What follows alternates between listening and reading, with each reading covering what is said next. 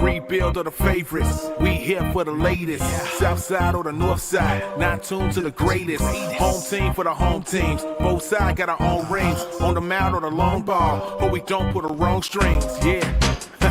It's that time of the year now. Wrigley or guarantee, so the whole league that we hear now. New show with a new mood. Discussions and interviews. Trade rumors that might be. This is Pinwheels and Knife. Hello and welcome to the Pinwheels pregame show, bringing you White Sox talk every Wednesday in the 12 o'clock hour. It's a White Sox Wednesday, everybody. The White Sox set to take on the Minnesota Twins in a little less than an hour here. We got Sean Burke on the mound going against Pablo Lopez, but it looks like it's going to be the old Reinsdorf trick where if you're looking at the forecast, don't think that game's going to get in anytime soon. So I think they're doing the old Reinsdorf trick where they open up the doors, you get in there, and then they trap you. So you have to buy all their beer and food as you sit in that tight concourse, waiting for the game to start, only for them to cancel it 2 hours later, and then you've already spent over $100 on beer and brats. But in the meantime, you can listen to this podcast. So very exciting start to the White Sox season. And I was a little optimistic heading into this season. I initially projected they were going to win 62 games this year, which seemed a little bit high. But I'm starting to feel good about my prediction 5 games into this season. Starting rotation looks really good. Hitters at the plate look a lot more disciplined. We're seeing some good at-bats out of people. Luis Robert, for example, he's been hitting the ball really hard. He's taking more pitches. That's encouraging to see. We're seeing guys drawing walks. Bullpen, is still a bit of a question mark, but there's been some bright spots there as well. So let's get into it. I got a lot of stuff I want to talk about. Martin Peréz, he thinks this team is a contender. We had Shane Smith, memorable MLB debut last night.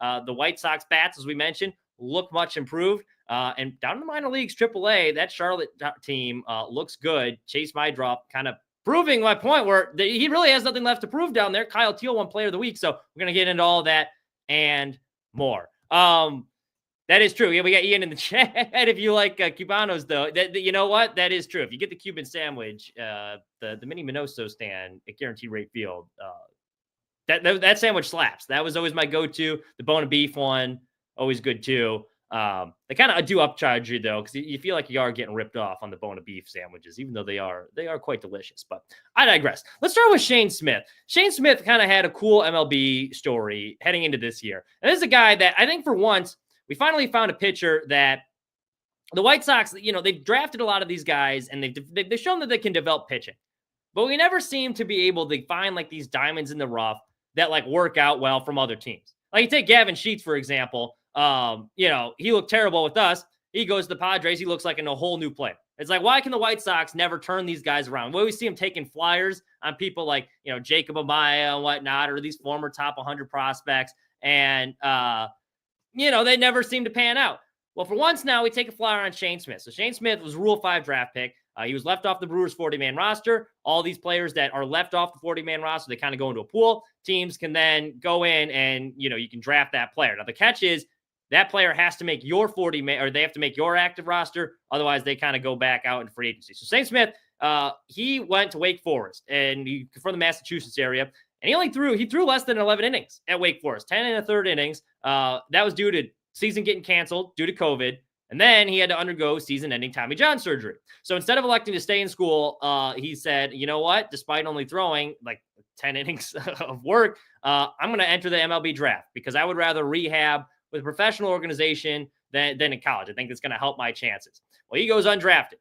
So the Brewers end up signing him. So he's with the Brewers system. He's working his way back from that injury. He kind of had some shoulder issues as well. The White Sox, he gets left off the Brewers 40-man roster. White Sox take a flyer on in the Rule 5 draft. He has a really good spring training. You probably remember that clip of him going against Shohei Ohtani and Freddie Freeman, striking them out, going 1-2-3 inning against that World Series Dodgers lineup during a Cactus League start. So he not only makes the roster, he gets a chance in the White Sox starting rotation. He honestly might be the most talented pitcher in that White Sox starting rotation. He finally gets his chance last night. He had over 50 friends and family in attendance.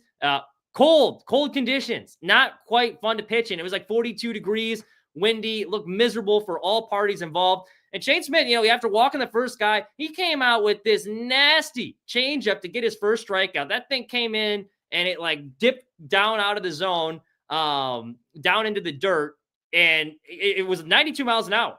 And according to Codified Baseball, that was the hardest changeup or pitch that's been thrown this year with that much vertical break that there's been in the MLB. It was just a filthy pitch. Carlos Correa had no chance. Smith ended up working after running into a little trouble. He had some problems with some walks early in that start. Kind of found his footing, was cruising through 5. And that 6th inning, he started to get a little tired. And you can tell he was averaging about 94 miles an hour on his fastball. He topped out at around 97. But he was saying after the game that once he started missing high with his fastball, he knew he didn't want to say he was tired, but he knew he was fatigue was starting to set in at that point. White Sox end up going to the bullpen. Penn Murphy comes in, who's had a pretty strong start to the season, and he laid an egg. Ended up letting the 2 inherited runners on because Shane Smith got the first 2 outs in that 6th inning. Walks 2 guys, then issues a pair of 2-out walks. White Sox end up pulling him, put in Penn Murphy. He allows his bloop little single to fall into right field. It was a line drive, softly hit line drive, we'll say, fall into right field. That kind of opened the floodgates. 5-run twin inning. So Shane Smith, who was in line to get the win in his MLB debut, fell short. It also snapped a White Sox streak, which we're going to get into in a second, a little bit more about these other guys. But the White Sox starters really had an impressive streak going. It was 23 innings. They had started the season, and they got up to 28 with Shane Smith's 5 scoreless innings of not allowing an earned run, which was they were 1 game short. If Shane Smith had been able to make it out of that 6th inning without giving up that run, it would have been a record for White Sox first team in MLB history to have the first 5 games, the starters do not allow an earned run. And they pitched, all of them have pitched pretty good too. They've been pretty convincing starts. Now, Jonathan Cannons was working a lot of traffic. I don't think that he was kind of lucky to make that out of that one unscathed. But again, sometimes you need a little luck, and he battled. He got ground balls when he needed to. So I don't even fault him for that. But yeah, as Ian said, 1 out away from history, which was unfortunate. But I was happy to see how good Shane Smith looked. He lived up to the building. All the starters that we thought were going to be good. Davis Martin was another one. They did a really good job throughout there. Sean Burke got things started with his 6 scoreless innings opening day, and that kind of set the tone. And then Cannon comes out, and he did not have his best stuff. You're watching that game. I remember in the 2nd inning, boy, Cannon looks like he's about to get shelled. He's led on all these base runners. Guys are making contact, and he just kept weaseling his way out of jams. He would get all these timely ground balls. It almost looked like, I forget who said it on Twitter, but it was funny because watching the game, it was almost true. It was almost like he wanted to give up hits just so he could maximize the efficiency of his ground balls. But he guts his way through 5 scoreless innings. Then we get Davis Martin that comes in. The kick change, you've been hearing about it all offseason. That lives up to the billing. He goes 6 innings, only allows 2 runs. Those are both unearned. Those had the White Sox in a position to win that game. Then the unfortunate rain delay came in, and they couldn't get the tarp on the field. And you know what? I do want to talk about that tarp situation too. You might see it again today. The Sod Father, obviously, he's a legend, right? You're not going to rip. That's one of the best looking fields you're going to have in the MLB. But everyone rushed into his defense. I'm sorry. What happened there? Was inexcusable with the tarps. That game could have been started well sooner. It was sunny in Chicago, hours before they got that game going. You can't get the tarp across the whole field. I know there's issues and they had problems with it, but you see that photo where they got the batting rings and patching it over, and there's puddles everywhere. It's what are we doing? That looked like a Mickey Mouse operation. I'm a big fan of the Sod Father, and I know how hard it is working as a former golf groundskeeper, Chicago golf. It's not easy work. But that was kind of a sad showing for an MLB team. That was, I'm sorry, elements aside, that was a tough look. When I was an intern at the Chicago Dogs, and we were pulling those tarps, that wouldn't fly. But, what are you going to do? Moving on, Martin Peréz then, he picks up the baton. Peréz had, I think, the most impressive start of the 3. He also made a little MLB history. He goes 6 scoreless innings, strikes out 9 guys. Martin Peréz, not known as a big strikeout pitcher, but he strikes out 9 guys. The White Sox pummel the Twins 9-0 in that one. And Peréz became the first starter since 2001, and only 2 starters in MLB history since 1901 to go 6+ innings with 9+ strikeouts in their MLB debut or in their debut with a new team. So pretty impressive start for Peréz. After that start, Peréz, he was very confident in the White Sox. And I'll read you what his comments were. See what you think. And he said this in spring training. So in spring training, he initially goes, people think we're not contenders, but we're going to be contenders. We're here for a reason. I know we don't have a lot of names, superstars. What we've got is what we got. So he's doubled down on that. Now he throws this great start. It goes 6 scoreless innings. He doubled down on it. This was his most recent comments from this week. He goes, I know it's too early, but we're thinking of something special late in September. Let's see how everything is going. So pretty big word from a guy that's been on a World Series team before. I don't think they're going to be contenders, but I do think, and I said this before the season, this team's fun.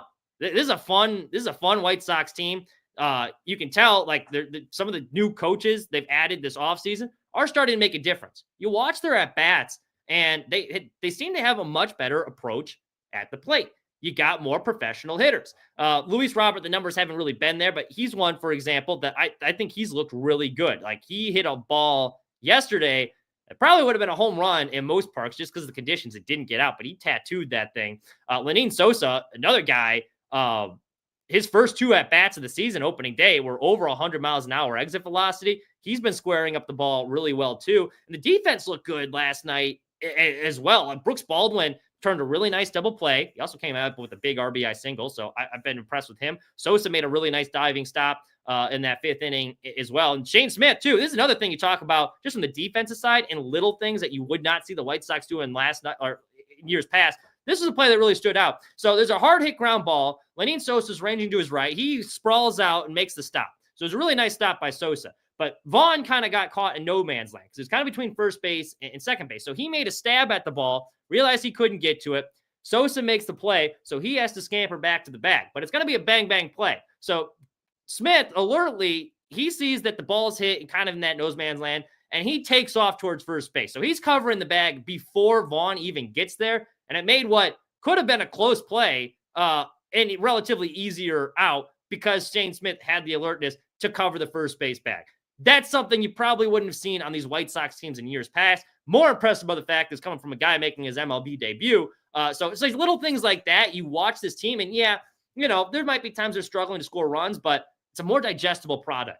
Like they're playing good baseball early on. Now, very small sample size. We've only been through 5. Still got over 100 of these things to go, but I've been impressed early with the presence that Will Venable has appeared to made on this team. And you saw when he won his debut, how excited all of those guys were to see that. So that was good. That was really good to see.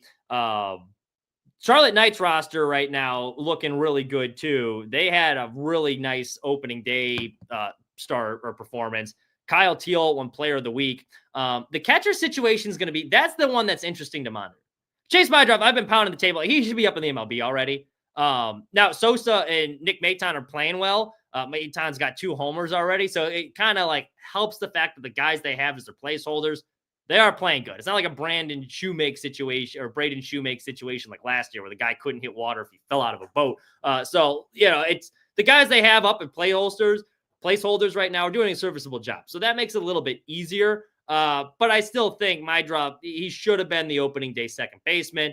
He's kind of proven that with how he has started off in camp. The one that is kind of interesting, because the other guy that was like pretty close to Major League ready, and I could have gone either way just because of all the catcher depth we had, was Kyle Teal. He's the highest ranked prospect in that Garrett Crochet trade. Garrett Crochet just got himself a nice $170 million extension. The White Sox are never going to pay that, which is too bad. But I actually do think that's a good deal for the Red Sox. A lot of people were saying like that's too much, too risky. I think for a pitcher his caliber, that's a good deal. I think both sides made out well on that one. But I digress. The catcher situation is interesting to me because you have a lot of these guys right now. If it wasn't for Tice, I think that like Corey Lee, he would be the veteran catcher of the group. But Corey Lee's still pretty young. So I don't think they wanted Corey Lee as the only guy in there handling that pitching staff. Not that he's not capable of doing it, but you know, you got a lot of young arms there in that rotation. Guys that are either in their first or second year in the big leagues. You know, as we mentioned, Shane Smith just made his debut. The only veteran really in that rotation is Martin Peréz. So you got a lot of these young, kind of inexperienced guys. It helps to have a veteran catcher back there guiding them through the game. And I think Corey Lee's he's been in the organization a couple of years, and he's kind of developed a good relationship with a lot of these pitchers. He's been working on his game calling and pitch framing. So the defense has improved a lot. So I think that's one of the reasons they liked him there. From what I had heard, a lot of the pitchers in White Sox camp really like throwing to Corey Lee. So that made sense. And then again, you want the veteran on the team with Tice, he's worked some pretty good at bats. He's drawn a couple walks already. So that's an interesting one too. Cause like Corey Lee looks like, or not Corey Lee, I beg your pardon. Kyle Teal looks like he's ready at the AAA level. So when the White Sox decide they're ready to turn the pitching staff over to him, that's going to be an interesting timing one to see. Because, like, there's only so much longer they can keep him down there. And I think some of it might be some service time stuff. They don't want to start the clock on his major league calendar yet. But, yeah, that'll be an interesting one to monitor. Because I would think if he keeps forcing the issue, you could see him up before opening day. Who's the odd man out between the two? You would think it'd be Tice, but, Corey Lee, you also have Kero, who's in AAA. That looks pretty good, too. So when he comes up, are you going to carry 3 catchers on your roster? I don't think so. So that will be an interesting development to monitor. Chase Montgomery, all over the place. Colson Montgomery, he also got off to a pretty hot start. He hit a home run on opening day. Things kind of look good. Since then, his first 10 at-bats, he struck out in 7 of them. So little concerning there, too. For the shortstop thing, it kind of goes back to what I'm saying. I think out of all these White Sox prospects, Colson Montgomery, I've gone to the point where, like, I don't think. So he says he thinks one's going to be traded for sure. I think that would make sense, too. It's just a matter of, I don't know what the market is for a Corey Lee at this point. I think the offensive number's got to be a little bit better. We'll see who they can get out of it. There's a lot of these guys on this White Sox team that I think could be interesting trade candidates. Andrew Benintendi, he started heating up last year, second half of last year. Like post All-Star break, he had 13 homers. He's picked up right where he's left off. He's already got a pair of bombs this year. He's been hitting the ball hard. He's a guy now, all of a sudden, that $75 million contract, which looked awful those first 2 seasons. Now he was dealing with some injuries, but like, let's call it what it is. Like, he was ripping the White Sox off with that money. I mean, it's not that 75 is this huge contract. I actually think it was a pretty fair price for a player of Andrew Benintendi's caliber. He certainly didn't live up to it those first 2 years. Now, all of a sudden, with the production he's giving you, that contract doesn't look so bad anymore. So you get a couple months of this, and the weather's not even warmed up yet. He's a guy I could absolutely see them flipping at the deadline, along with Luis Robert. You got a couple of these guys that are playing some pretty good baseball early that, kind of playing right into the White Sox hands. These are guys you're going to want to try and flip at the deadline. They're going to be busy around trade deadline season. That's going to be a team that a lot of teams are calling and asking about. They got a couple players on there. And that's not even talking about Talkman, who hasn't even started yet. He hit a homer in his debut in AAA Charlotte as well. So, gonna be a busy trade deadline for sure. Looking ahead for the White Sox right here, the biggest thing I'm looking at right now is the bullpen, and that's going to be interesting to see how they kind of manage that moving forward. Because like we've talked about it, there's a lot of question marks. There's a lot of guys trying to prove themselves, and there is some talent in there. I think Penn Murphy, despite getting roughed up, I've kind of liked what I've seen from him. Cam Boozer, he gave the homer on opening day, but again, I think his stuff can play in the MLB. And Clevenger in the high leverage role. Now, I know he gave up that infield single to Moncada, and that one stunk. But opening day, he got out of a huge jam. It was a big at bat against Jorge Soler, and that was a battle. It was like a 9-pitch battle. Gets him out on a high heater. So I understand the vision. I kind of like Clevenger in this high leverage role. I think he's got the stuff to be successful in that spot. So we'll have to wait and see. But this team's going to lose a lot of games this year, I think, because of that bullpen. Like, that's going to be the biggest thing, who they trade at the trade deadline, and then how well this bullpen does moving forward. Because it's a lot of question marks around there.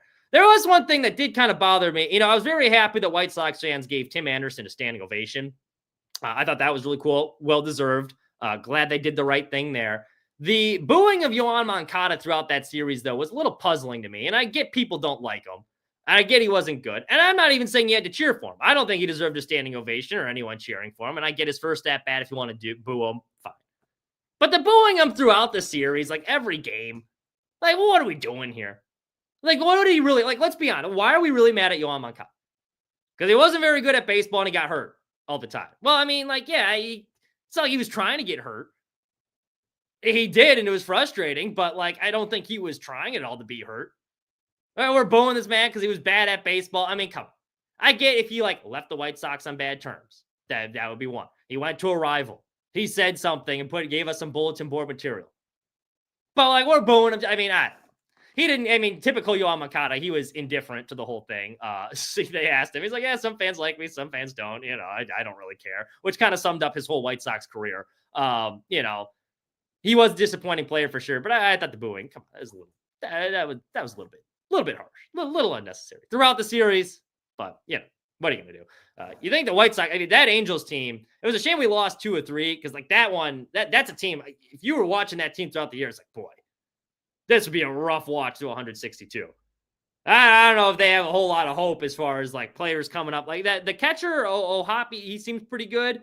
But that's a team is like, boy, I don't know if I can watch 162 games of them. Twins as well. And this is why I like the White Sox hot start. You kind of have to take it with a grain of salt because I don't think either of these teams they're facing are this Twins team kind of sucks. I mean, I don't think this, they were showing signs of faltering near the end of last season, but boy, that starting rotation, it doesn't look too good. Like Chris Paddock, I mean, that's not it. That's not it. So this division could be, I mean, I think it's a 2-team race between Cleveland and Detroit right now, but you know, the White Sox, they're still hovering around. They play near 500 ball the first half of the season. They could be right in the mix. Yeah, we got, yeah, they do have Christian Moore. Yeah, I think, yeah, Ian said it best. Ian knows more ball than I do. So let's listen to Ian in the comments. The man's on top of things. That's all I really got for you this week. But I'm encouraged. Initial opening takeaways. This starting rotation is not going to be this dominant throughout the year. I know there's going to be some ups and downs. Cannon's the guy that particularly concerns me. I don't think he's an MLB starter long term, but there is a lot of talent here, and I think this can carry them. I don't think that streak of scoreless innings, it's not going to be consistent, but the defense is a lot better than last year. So that's only going to help these guys. I think they have a much better structure around them, and we can see they do have talent. The White Sox are going to be in a lot of games because of this starting rotation. Unlike last year where you'd have your Chris Flexen day or Soroka day, and you really felt like they weren't in the game. I feel like this team, they got some competitive guys. They're wanting to stay in this road. Not like they can keep them in games. Number 2, their best pitchers aren't even up yet. You know, Hagen Smith still in the minor leagues right now. Noah Schultz still in the minor leagues right now. So these guys are kind of also competing for future spots. You know, there's no guarantee that Sean Burke, Shane Smith, you know, all these guys going to be in the rotation next year.